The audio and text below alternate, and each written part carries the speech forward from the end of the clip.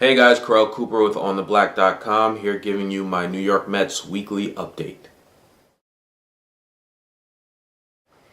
So the Mets had a bad week of baseball. They were swept in St. Louis. They lost 4 in a row. That losing streak ended last night with a great pitching performance by Johan Santana.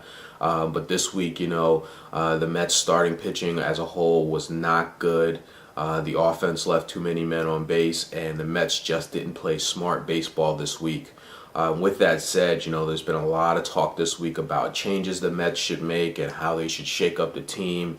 Everything from sending Perez, Pelfrey, or Maine down to the minors, to firing Jerry Manuel, to benching Daniel Murphy or letting Gary Sheffield go.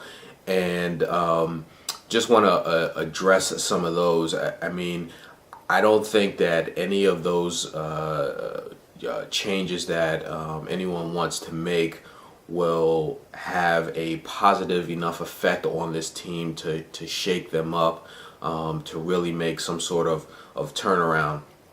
One, I think it's too early. It's still April. Let's give this team at least into May to see how they do before we start talking about making drastic changes. And two, I don't think that those are the right changes if you're going to make a drastic change to shake up this team. Sending Daniel Murphy down to the minor leagues, in my opinion, accomplishes nothing. Letting Gary Sheffield go, who really hasn't had any consistent playing time, been mostly off the bench, isn't a big enough move.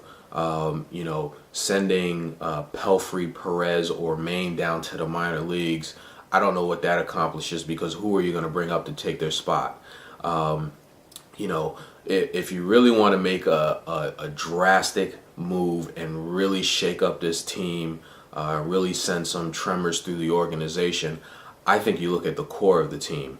You look at the guys who have been here since 2006. Look at the guys who, since Beltran took strike 3 against the Cardinals in the 2006 NLCS. Look at the guys who haven't been able to come through in a big spot since then. Look at the core of the team, the guys that have been here this whole time. Look at Reyes, look at Wright, look at Beltran, and look at Delgado.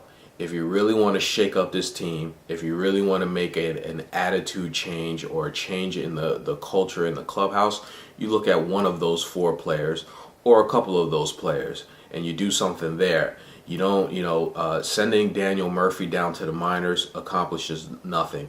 We know what Daniel Murphy can do already. He's a hitter. He's his defense is what it is.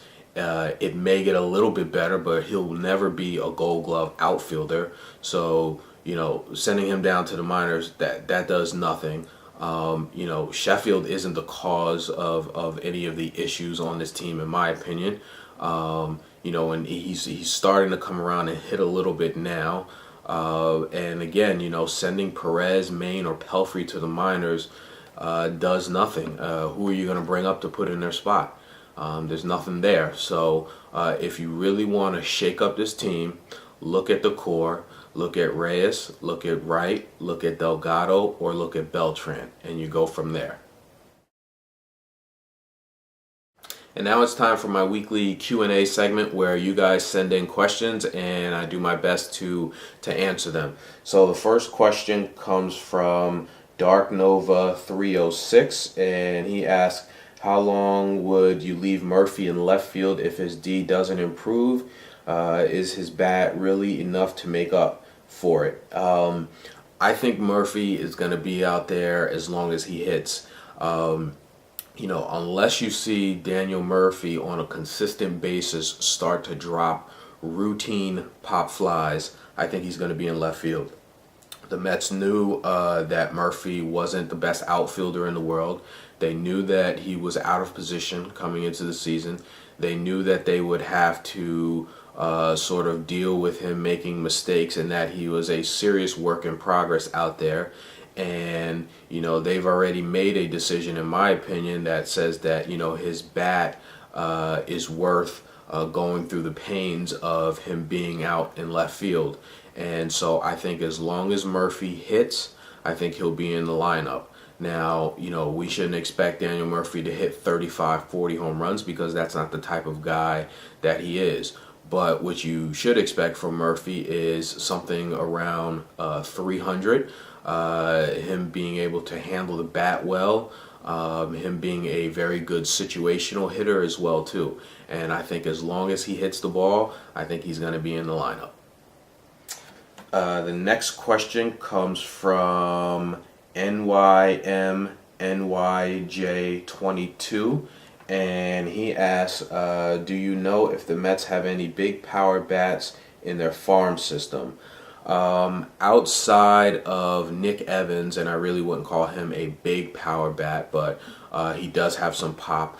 Outside of Nick Evans, I'm not sure if there's anyone else in the farm system that has a big bat that is at least ready at this particular point in time. And I think that that's the main reason why the Mets signed Gary Sheffield, because they knew that they were lacking some pop in their lineup and some pop coming off the bench. I think if there was a solution or an alternative in the farm system that was ready, I think that you would see that person on the bench right now. But with that not being the case, I think that is the main reason why Gary Sheffield is on this team.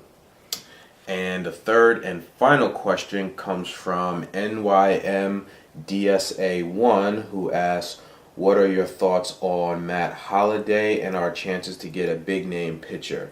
First on Matt Holliday, I think as we move closer to the trade deadline, I think you'll definitely hear his name come up in trades, and I think the Mets will be one of the teams mentioned.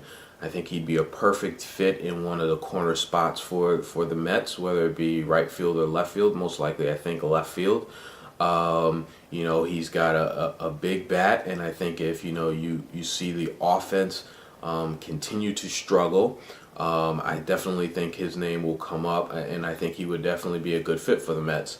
Now on the pitching side, I think that there's three big names out there that are potential for the Mets, but again, this is further down the road as we get closer to the trade deadline. And I think those names are Roy Oswalt, Roy Halladay, and Jake Peavy. I think you'll definitely hear those names come up.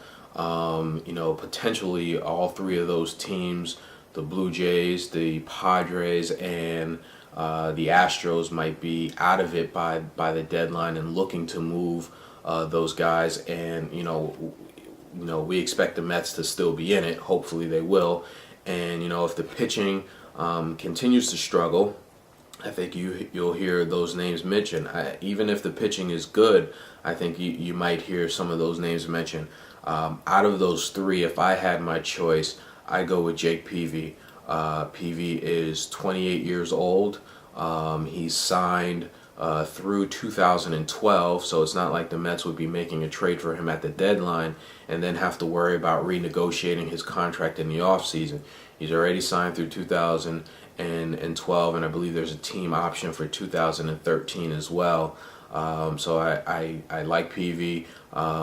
He's got a lot of years left. He's just really getting into his prime, being 28 years old, and I think out of those three, Jake Peavy would be the best fit for the Mets. Now on the flip side, Mets fans, let's realize that if we do make a trade for one of those pitchers, we are going to have to give up something. You got to give up something to get something. Potential trade bait could be a Ryan Church, could be a Daniel Murphy. So look for that, and that's probably another reason why the Mets also signed Gary Sheffield and Willie Mo Pena, who was signed this week, as sort of that insurance and backup for those corner outfield spots should the Mets have to trade a Murphy or a Church for one of those big name pitchers. So that's it for this week, guys. I'm off to the game today at Citi Field. Looking forward to seeing Mike Pelfrey on the mound today. It's going to be a beautiful day, so hopefully the Mets can build off of Santana's win last night and win today. But let me know your thoughts on this video post. Leave a comment. Talk to you guys soon.